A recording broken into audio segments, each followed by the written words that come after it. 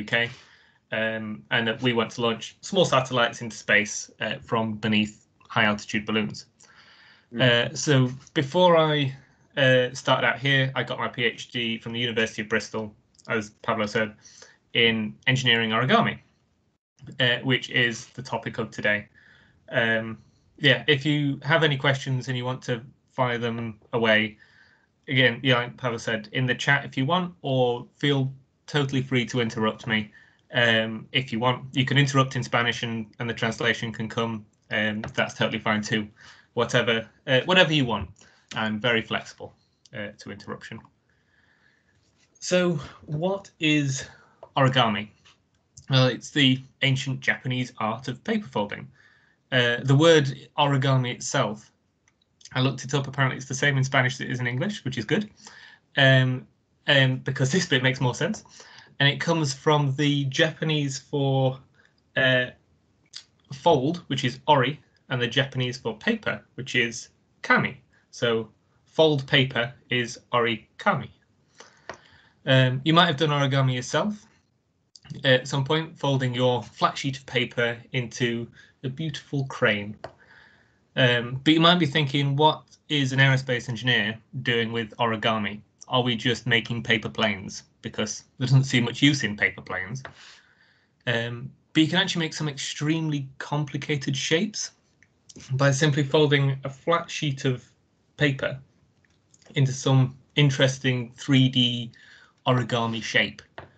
And I can hear the question cutting through the internet, and that is, how complicated can you actually go by folding paper? You know, a crane doesn't really look like a crane. So, you know, what kind of shapes can you get? And that answers some extremely complicated shapes. And so all of these are actually photographs of real origami folded from one sheet of paper by someone called Robert Lang, who has a lot more skill and patience than I could ever dream of having. I particularly like the kind of fine detail that he can get.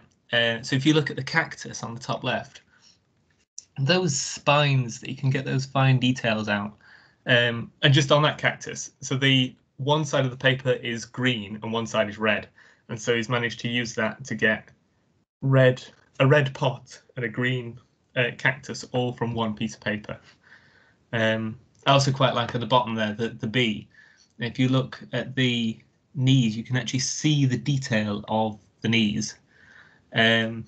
So the point I'm trying to make here is that origami is literally the bee's knees, and you can get whatever shape you want with careful folding and a lot of patience.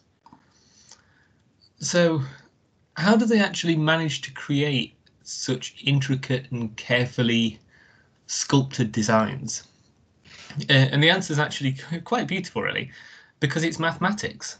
And so this is one of those rare instances where art and STEM, you know, science, technology, engineering, and mathematics, where they cross over and you use maths to get beautiful art, which I think is quite nice. It's nice to cross the two. And so the object or creature that the artist wants to create is simplified into a stick model of the intended shape. And there's algorithms that you can use to give you fold patterns like this one on the left. So the beetle at the bottom, again, it's a photograph, that is folded using the pattern at the top. And that's a series of mountain and valley folds. So a valley fold is the fold you would get if you had a book on your desk and it's pointing down, the fold of the book is pointing down into the desk. And a mountain valley is if you turn that book upside down, kept it open to read the cover, you then have the fold pointing up away from the desk. So what we've got here is we've got an art where you can create complicated 3D shapes from a flat sheet of material. And the process to get between the two is very mathematical. So clearly, it's piqued the interest of engineers. So what are the rules of engineering origami? Well, there's 3 rules, and well, there's 3 guidelines, because you can break all of the rules in various ways, and we'll come to that as we go. The first rule is that you can't stretch the material at all. There's no in-plane deformation. You can't stretch it or shear it. The second is you can't bend the material. You're only allowed to put sharp folds in, sharp creases. The third one is that you can't cut your material. It's actually a slightly different discipline if you do. So if you relax this rule and say that you can cut the material, that's a discipline called kirigami, which is a whole other field that we will leave on one side for now and not go into today. But what do these rules actually mean? What are the implications of these rules? So the main implication is that you can't change the Gaussian curvature of your material. So this basically means that you can't have something that's doubly curved. Something has no Gaussian curvature if it's a cylinder. That only has one direction of curvature. But a ball or a globe like the Earth has 2 curvatures. You have sort of around the Earth, you'd have latitude and longitude. You have east-west and north-south. There's curvatures in both directions. And that's why you can't take a rectangular map of the Earth and write accurately the sizes of all the countries on it. Because you can't without bending or stretching it. And that's why if you see a rectangular map of the Earth, it's telling you lies about the size of Canada, Greenland and Russia, because the north of the Earth has been stretched to make it bigger so that it will fit onto a nice rectangular piece of paper. So to go back to origami, if you stick to these rules, you can actually describe the behavior of origami as a mechanism using something called rigid origami. So this assumes that you are following these rules.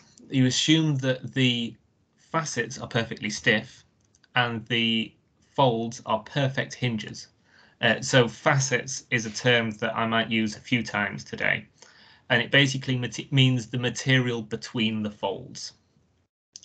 So you could say that your origami is a set of facets connected together by folds.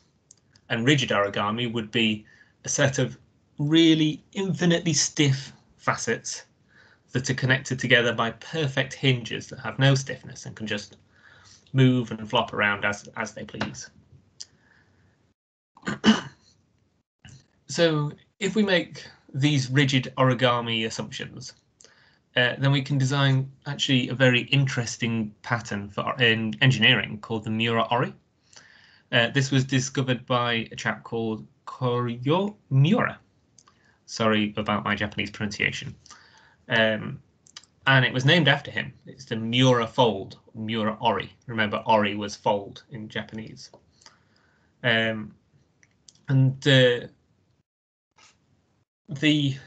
rules that the rules that we had above, they come together. So the rigid origami comes together into this pattern to give it a single degree of freedom. And what that means is, there's 2 important things about this pattern. The first one is that it has a single degree of freedom, and that means it's a perfect mechanism.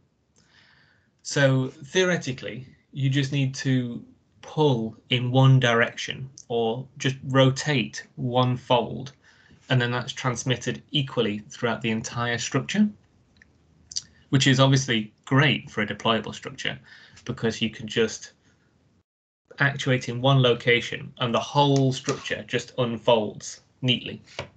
You don't need to, there's no process at all, you just do it. The second interesting bit about this is that you can tessellate it in a range of ways.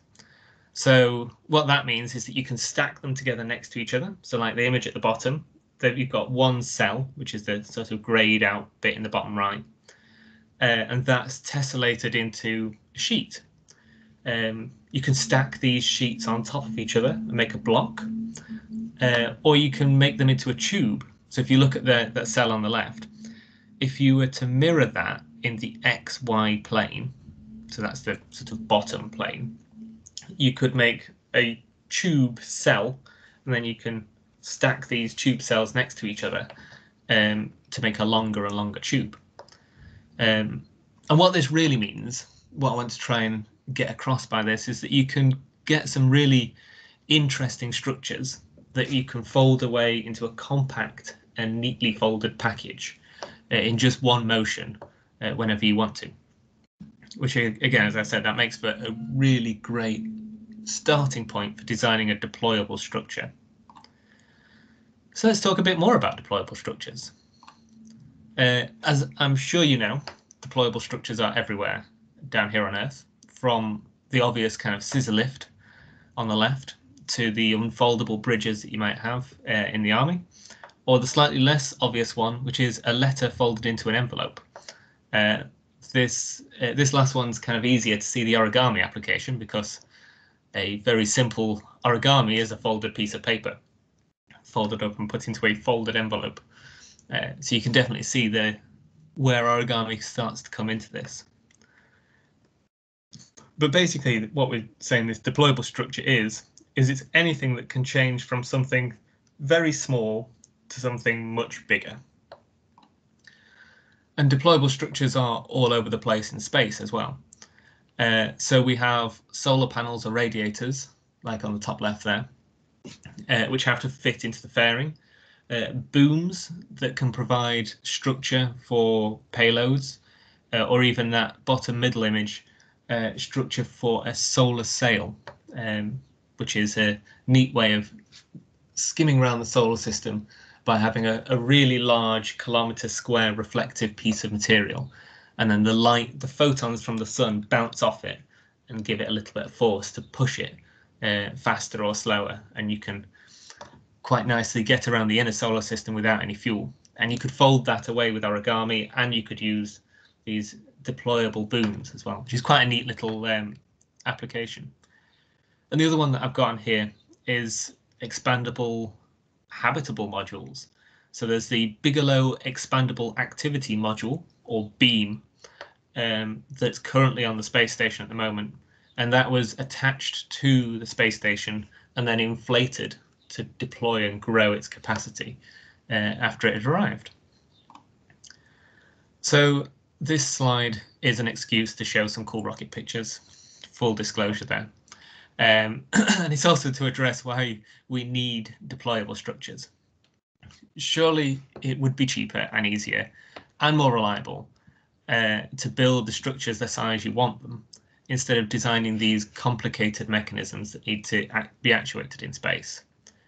And the answer is fitting inside that fairing at launch. Satellites are not aerodynamic. Why should they be? They spend decades orbiting where there's basically no atmosphere. So it'd be a massive waste of space, weight, and effort to make them aerodynamic. But as the rocket is speeding through the atmosphere at supersonic speeds during the launch, it's really important to protect that boxy satellite with an aerodynamic shell, and you can't make that shell too big. So to put the size problem into perspective, if you look at the area of solar panels on the space station, so just hold that image in your head, you can see the space station. Well, the area of solar panels would cover approximately half of a football field. But to be able to launch it, you need to pack all of that away into a volume that's not much bigger than the goal. So you can see how efficient packing is really important. And that makes origami such an inviting prospect to make best use of that volume that's inside the fairing. So I just want to come back to that really rather special piece of origami that I mentioned earlier, the Miura Ori, to have a look at where it's been used so far. So the first one is a Miura Ori inspired solar panel, which could be deployed and then retracted. It was launched by Japan in 1995 on a satellite called the Spaceflight Unit. So the satellite deployed its solar array successfully, operated for 10 months before retracting it again and being recovered by the Space Shuttle Endeavour in 1996. And the recovery is the photo you see on the top left. The idea was that the satellite could be then refitted with new technologies and you could fly the same satellite again. But that didn't happen. And in the end, it's in a museum in Tokyo, in the Museum of Nature and Science in Tokyo. But the idea was that this origami solar panels, they could be deployed and retracted really easily so that you could deploy it, operate it, and then retract it so that it could be recovered by the space shuttle, brought back, refitted and launched again, which means that you don't need to rebuild and redesign all of your satellite bits. You can just bolt on the new things that you want and reuse satellites rather than leaving them in orbit, which is space debris, or just building new ones, which is really expensive. As an aside, this is my personal favorite photograph of origami in space. It's a shame that the origami is packed away, but it's just so cool that A, the space shuttle was really cool, and B, it's really cool that they could actually use the origami to deploy and retract, rather than just deploying it and then that's it. We can't fold it back away again. It's the ability to put it out and back in again, which meant that they could recover it at all, which, yeah, like I said, is really neat. So the Spaceflight Unit used a conventional Miura Ori sheet, just like on the bottom of the slide. But more recently, NASA and Brigham Young University in America have been working together to design an alternative pattern which wraps around the spacecraft. It's still inspired by that Miura Ori, but it is wrapped around the outside rather than folded back into a sort of straight line like you see at the bottom here. And that means that you can actually make use of spinning the spacecraft to make use of the angular momentum of that spin to deploy the solar panels, and then that spin will also keep them rigidly deployed, which is a really neat solution to both the actuation and keeping your deployed origami in the place that you want it to be. You roll both into the same, so I think that's a really quite cool solution that they came up with. So alternatively, you can tessellate the Miura Ori into cylinders and tubes. And so these are great for using as booms or as like structural reinforcement for other origami to help it all deploy together. And the advantage is that this deploys just in one direction. So the one on the left was a cylinder which could be packed down and folded into a stowed shape. So that's on the top left. It's all folded and stowed away, and somebody's pensively watching it. Before you'd inflate it, and that would deploy it to its full length. And you can actually, if you look closely, you can still see the fold lines. The creases are left behind in there. And the interesting thing about the way they tessellated this pattern was that it was stable in the stowed state and stable in the deployed state. And I'll come back to multi-stability later. But what this really means is that it's much easier to hold it in those stowed and deployed states. So next, on the right, we have a deployable tube which you can extend by just squeezing on one end. So if I play the video.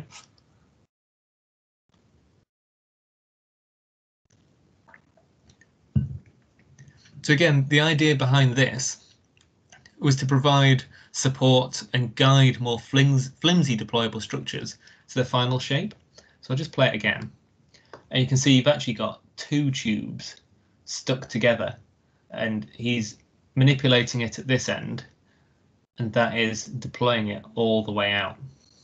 And you can get a lot of deployment from a relatively small package at the start, which is, sorry, I'm just nerding out about origami. It's really neat. I couldn't talk about deployable structures without mentioning these guys, though. So these are a group of Danish engineers who wanted to design a habitat that could be deployed on the moon, because in the Artemis program, we're going back to the moon by 2024, hopefully.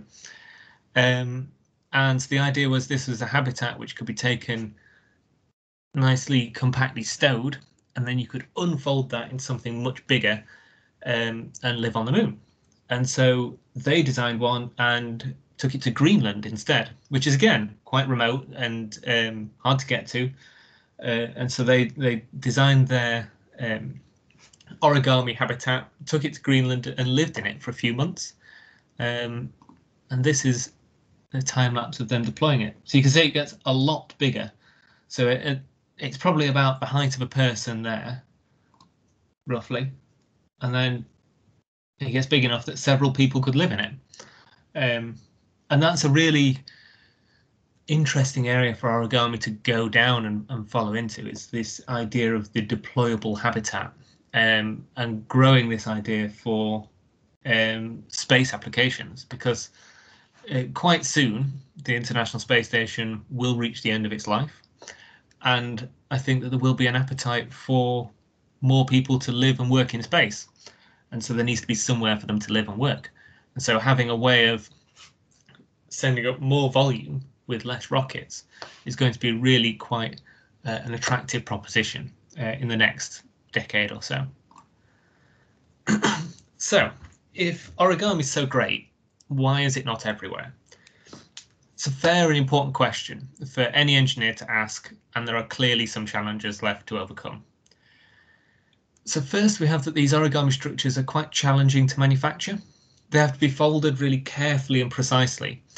And for some, like the Miura Ori, because they only have a single degree of freedom, all of the folds have to be folded simultaneously, which makes manufacturing quite difficult, because you need about 79 different hands to hold it in all the places you need to hold it, and then fold it all together. Next, we have the challenge of material choice. So what we want is those facets, the material between the folds, to be as stiff as possible, whilst also having a very low stiffness material on the folds. So this means we need a material which becomes very compliant when it's folded, but is stiff before you fold it. Or we need different materials for the facets and the folds, both of which present quite a challenging manufacturing prospect, which is back to that first challenge. So next we have the actuation of these mechanisms. So conventional linear actuators would probably be far too bulky to include in these slender, lightweight structures. So we need to lean on some more exotic smart materials or other methods, which we'll come to in a second. And also in the real world, the Miura Ori is not a single degree of freedom, and we'd need to distribute a set of actuators across it. And again, I'm going to get back to that point in just a second. Finally, we have the challenge of how you would lock it into position. So we want the deployment mechanism to be really compliant and easy to move. But once it has been deployed, we need to stiffen it so that it doesn't retract again at just the slightest nudge. So I'm going to talk about those last two challenges a little bit more now. But let's start off by looking at the actuation of origami. Because it's often very, like I say, it's very lightweight and flimsy, it's really important to be quite careful about how you choose to actuate it. So I'm going to go through a few of the different thoughts that people have had so far on how you might achieve that. So we already mentioned quickly about using air pressure to deploy a boom in that single shot. But for that one, you couldn't then deflate it and fold it back away. And so this one on the top, that's what they looked at, is they looked at increasing the pressure to deploy it and decreasing the pressure to bring it back down to a smaller shape again. Next up is if you go down one picture, you have this earwig. And it's the same for a lot of flying insects, and it's absolutely amazing. So what they do is they use elastic energy stored in the wings to deploy them when they open their wing covers. So the thing that's really amazing is watching how they manage to use their bodies to store the elastic energy by carefully folding their wings away when they land. Next time you see a ladybird land next to you, watch very closely at what it's doing with its wings, and I promise you will be amazed. You could also make use of some exotic smart materials. That's one down here at the bottom, like shape memory alloys or shape memory polymers, to give you an actuation. So these materials will change to a predetermined shape when they're exposed to a high enough temperature. And then shape memory alloys specifically will change back to their original shape when they cool down. So you might just pass a current through a wire and it will change shape. You stop passing the current through the wire, it will go back to its original size. And the last one that I've included here is to use strings, almost like an origami puppet. So pulling a string will shorten the distance between where the string is attached and cause the origami to lean to the side where the string was. So this has been used in prototype origami robotic arms, because if you put all the strings around the outside of the cylinder, you can turn towards any one of them by pulling the relevant string. So I said earlier that theoretically the Miura Ori has just a single degree of freedom. So actuating in one location would propagate to the entire structure. But in reality, physics takes over, and the facets are not perfectly rigid, and the folds have some finite stiffness. So what this means is that if you actuate in one place, so for example, you squeeze this tube at the bottom at one end, then the effect of that, then what happens is the facets, the material between the folds, that bends and stretches, and the effect of that actuation gets less and less as you get further away from where you did it. And what this means is that you actually need a network of actuators across the entire structure to get the deformation that you're looking for. So we're all engineers here, and we know what that means, and that's that we need to simulate things. We need to know the mechanical or structural behavior of our origami to be able to properly design it. So there's two main approaches to this. The first is much quicker and simpler, but perhaps loses some of the specific detailed responses, and that is to try and improve that rigid origami model. So if you remember, I said that it assumed that the facets were perfectly stiff and the folds were perfect hinges. Well, let's see if we can't improve that. So first, let's think about the bending of the material between the folds, the facets. So to be able to capture this, we can add an extra hinge. So this is our Miura Ori unit cell. It's got 1, 2, 3, 4 folds. And if we add more folds along the long diagonals of the facets, then that, in a basic way, captures a bending of the facet, because they can now bend around the middle. And what we can do to take it a bit further is we can add a torsional stiffness to this new hinge that's representative of the bending stiffness of the facets. And we can add a torsional stiffness to those original folds as well, that is representative of the torsional stiffness of the fold. And the last little extra that we can do is we can add elastic bars, so like a truss structure that goes along each of these folds or bends that we've captured. And that gives a little bit of understanding to how the facets might bend and stretch. So the second option is more complex and time consuming, but potentially more accurate. And that's to use a finite element analysis package and simulate the origami in there. So we can use shell elements to model the facets.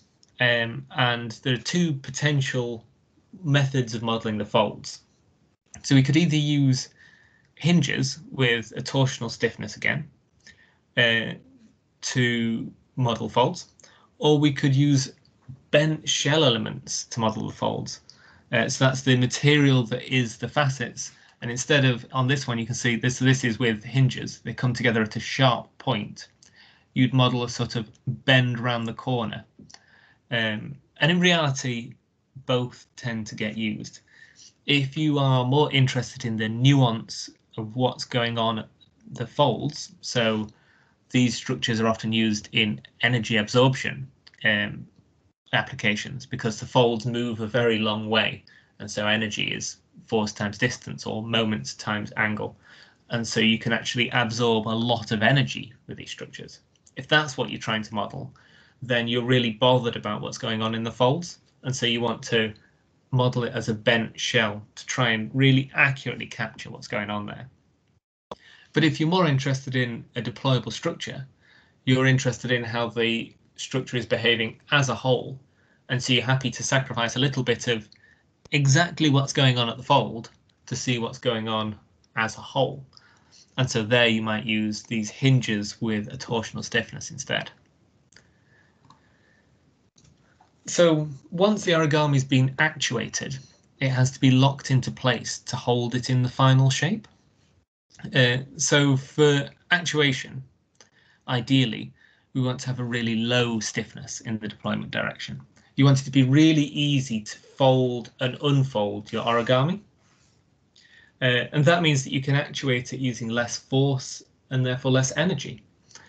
But once you've reached your target shape, you want the origami to then become rigid. You don't want a slight nudge to either deploy it a little bit more or retract it a little bit so it deploys a little bit less. And that's where that multi-stability that I mentioned earlier really comes in. So we can push one of these unit cells from one side and it pops through to the other. So to explain a little bit better about what's happening there, I want to do a little thought experiment with you. So I want you to imagine a ruler. All imagining a ruler. Good. So if you compress that ruler slightly, it will buckle and the ruler would now be bent. You could see the ruler curving from one side to the other. And what you can do is you can push on that ruler and it will go towards the middle, and then pop to the other side. So that ruler is, because it's buckled, you've made a bistable structure. And that is the same thing that's happening here. You've got the Miura Ori is sort of curved in one direction, pointing upwards in this case. These are all pointing up towards you. And then what somebody's done at this one here is that they've pushed it towards the middle and it's popped into the other direction. And what you've done is you've disrupted the way that these folds are rotating. And so around this area where you've popped it through, you've actually made it stiffer. And so it's harder to move that, change the shape of that origami once you've popped it through in that direction. And so you can use that once you've deployed your origami to hold it in place and stop it from retracting again. So you can actually get a few more benefits from this multi-stability, and that is the ability to start breaking some of those rules that we set down at the start. So if you look at the two images here, which are both real photographs of origami, these are not computer generated images, they appear to be breaking the rule that I said we had earlier. So this top one, this looks like a ball or a globe, and it's folded from flat material and it's happily sitting there. So it's stable in that shape that it is. But how have they got a flat material into a globe? Because we can't map a globe with a flat material. And what they've managed to do is they've managed to locally, in a few places, break the rule, which means that overall, that rule that we're talking about is those origami rules, the no bending and stretching of the facets. And that means that they've been able to get this stable sphere folded from a flat sheet of material.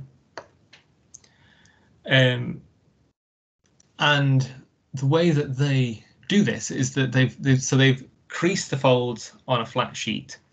and they start folding it, and they have to push it, and it doesn't want to move. They have to keep pushing it through this energy barrier. It doesn't want to go past it.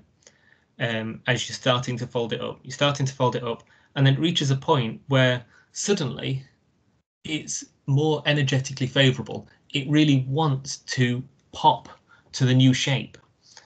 Just like the ruler pops to the other side. Once you get to that point, you have to push it, and then it pops to the other side. It's the same with this, both of them, is that you start folding it, it doesn't want to move, it doesn't want to move, it doesn't want to move, and then it pops across to the other side. And then it's happy where it is on the other side. So you've had that, the thing that's fighting against you is the facets bending and stretching. And so you bend them and stretch them more and more and more, and then you pop it across and you hit the other side, and then they're not so bent and stretched because it's happier where it is. Again, like the ruler, you push it across, the ruler's got more and more strain as you get close to the middle, and it pops out to the other side, and suddenly it's not quite as strained anymore. And this is what this represents here, where you have flat sheets of material that can go to different 3D shapes, is the first step on quite a long road to be able to properly exploit the potential of origami. It's not hard to imagine a leap from here, where you've got these quite simple shapes, simple but mathematically complicated shapes, to jump from here to fabricating any 3D object by simply folding a flat sheet of material in the correct way. You could print off whatever you wanted in 2D with a pattern and fold it up into your 3D shape. And so then anything could be manufactured on the same machine and then just folded into shape. A long way down the road, but you can see where the potential of this really lies. So thanks for sticking with me through all of that. I just kind of want to summarize before I finish up and we have any questions. So I hope what I really want you to get out of this is not to have a really deep understanding of how origami is modeled or all of the exact methods of actuation. What I really wanted to do was open your eyes a little bit to taking that art form of origami and applying it to solve engineering problems in deployable or morphing structures. And I also hope to have seeded some interest in solving some of the problems between the current day, where origami is very much something that is the focus of academia, to a future where industry can make use of this as a really powerful tool. So thank you everyone for listening to me going through that this morning, and I hope that you really sort of found it interesting and engaging, and I wonder if anyone has any questions.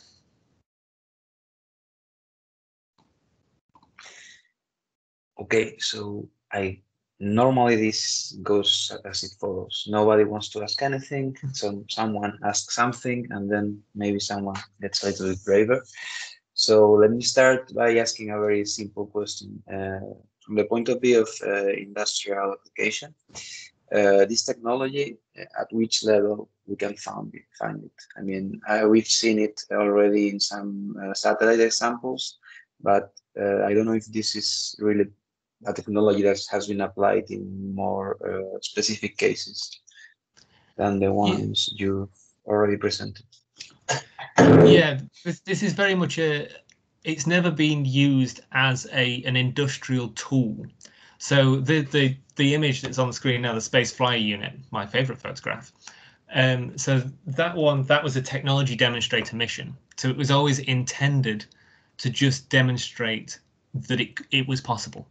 And a lot of the other applications, they have been very much focused on demonstrating that it's possible, rather than using it as an industrial tool. And it's those challenges of it being very difficult to manufacture, and not knowing exactly how you combine your materials to bring it together, I think that have been a bit of a blocker. And also the actuation challenge of so what this one did is that you had a boom on each side, and then the boom was extended out, and so you sort of pulled both sides of your origami to unfold it, and then you brought the boom back in.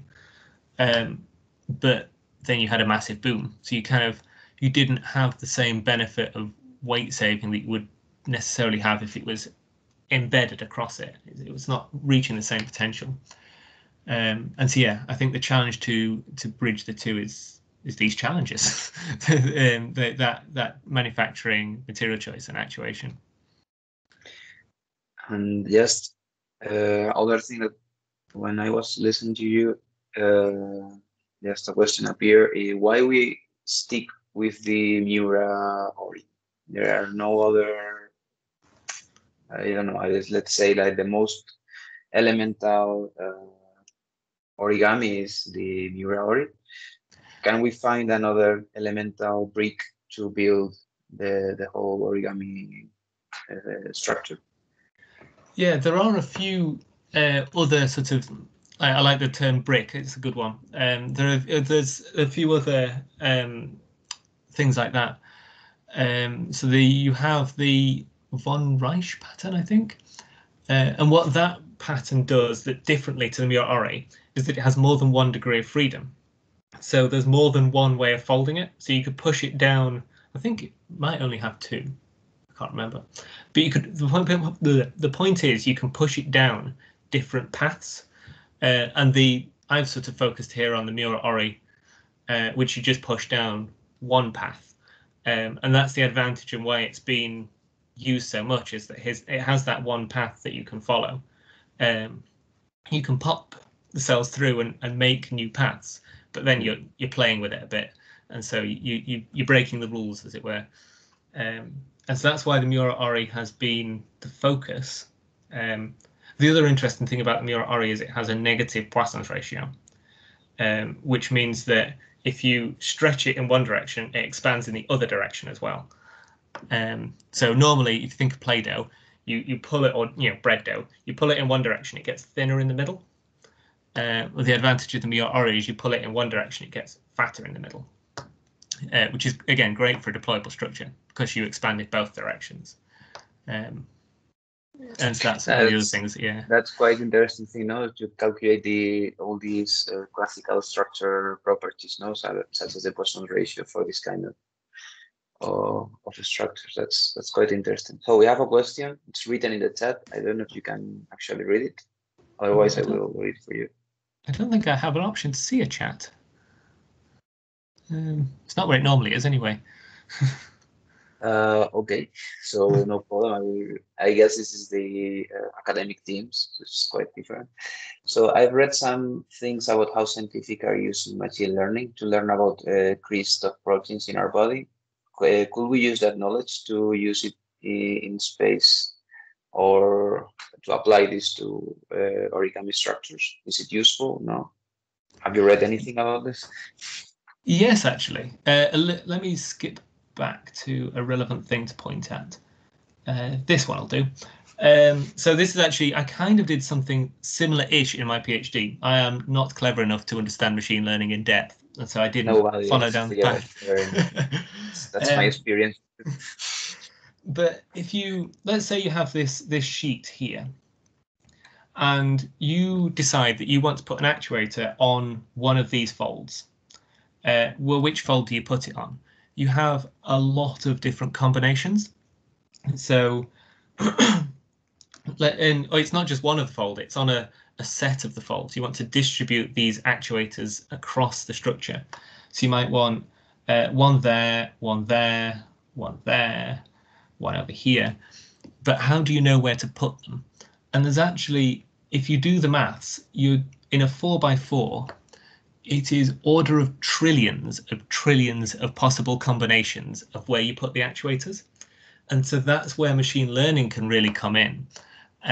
So I just used a genetic algorithm, basic optimization, when I was looking at this.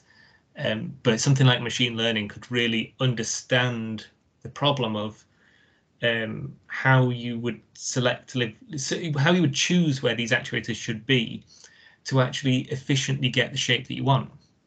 So to put it into context of a bad design might be to put them all in this back left corner. because they're all focused in one place, and so the rest of it doesn't deploy.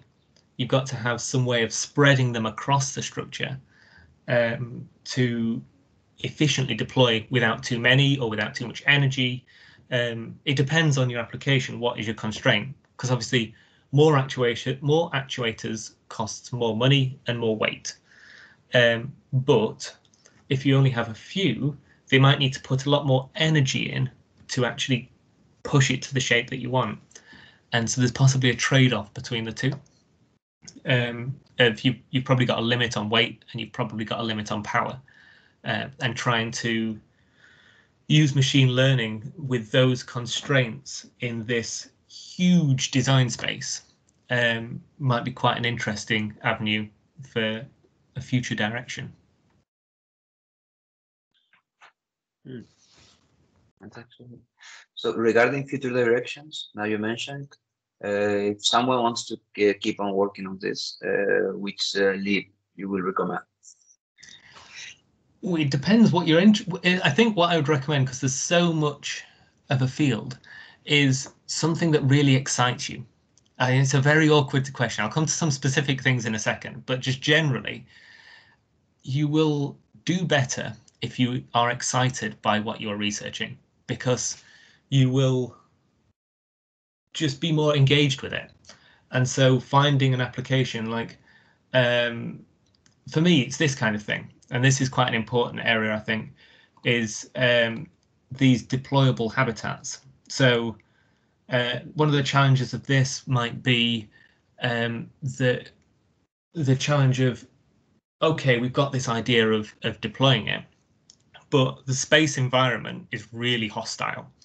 And so how do you choose the materials and the way in which you construct it to be usable in those, you've got all the radiation, you've got atomic oxygen, you've got, it's a vacuum, you've got the massive heat and cold cycles in space. And how do you make the most of the origami despite those challenges is one really interesting avenue. And that's one of the things that is the bridge between academia and industry, is that rather than thinking of it in the sterile environment, which is what that's what my PhD was. The origami was in a very perfect model. There's nothing going on the outside. You're just looking at the origami, and trying to bridge that with, actually, this is in the real world. What are the real world challenges, and connecting the two. Yeah, I think that's one of the really good potential areas. One of the other ones is the manufacturing side, and trying to come up with a neat way of folding everything together. So if I put my camera on, I don't know if it pops up. I'll stop sharing so that I'm full screen. There we go. Hello everyone, this is my face. So this is a Miura Ori piece of origami, and you can see how the whole thing needs to fold together. And so coming up with some way of folding all of that together is going to be one of the real challenges. Because if you think about this, when I was folding this, it was really hard, because how do you reach the middle with your hands without completely moving everything else? And so coming up with some novel and unique way of putting that together is going to be a really interesting avenue as well. So there's just two little ones, but the biggest one at the top is find something that's exciting and run with that. Yeah. That also, the machine learning one was a good idea too. I mean, that's quite the topic nowadays, no? But there are always more stuff. Okay, so we have another question here regarding fatigue. How is this kind of structures constrained? How are these kind of structures constrained by fatigue compared to traditional structures? Have you studied any of this? Do you have any kind of more personal experience than explicitly studied, because again, I have more toys in my shed. I will do the same. So this one's made out of like this is a PET. It's if you've ever been to like a festival or something, the wristbands that they give you that are like paper but they're not paper. That's what this material is. This one is actually paper. And the problem that I had with this is that it does damage and break at the folds when you use it over and over and over again. And so it is a really interesting, if the application that you're interested in has a lot of cycles, then that's another great, you come up with all very, in the question, some very good avenues for future work here. That's a great thing to consider is the application of it, because you're right that this has to go through quite a large motion each cycle. If you're, sorry, I'm not on camera, I'm just looking at it. A large motion each cycle as you're folding and unfolding. And so fatigue would definitely be a problem, unless your application is something like that Spaceflight Unit, where that might fold and unfold 10 times in its life if it had 10 flights, in which case fatigue is less important in that particular application. So it really depends on how many times you're going to use it, I think, is the big point. But yes, good thought. Okay, another question we have here. So could you explain what will be the main drawbacks of an origami structure used in a solar array compared to traditional solar array folding? So I'd say, especially in the space industry, apart from the drawback of manufacturing, which is a real challenge for the origami things, is there's things in space are a very long way away from a mechanic, and they're just, once they're up there, they're extremely expensive, and if they break, they break. And so it's very hard to persuade someone to use your novel and new idea when they've got one that's worked for years. Your novel and new idea might be better. It might save them money. It might mean that you can get a bigger solar array than you could otherwise.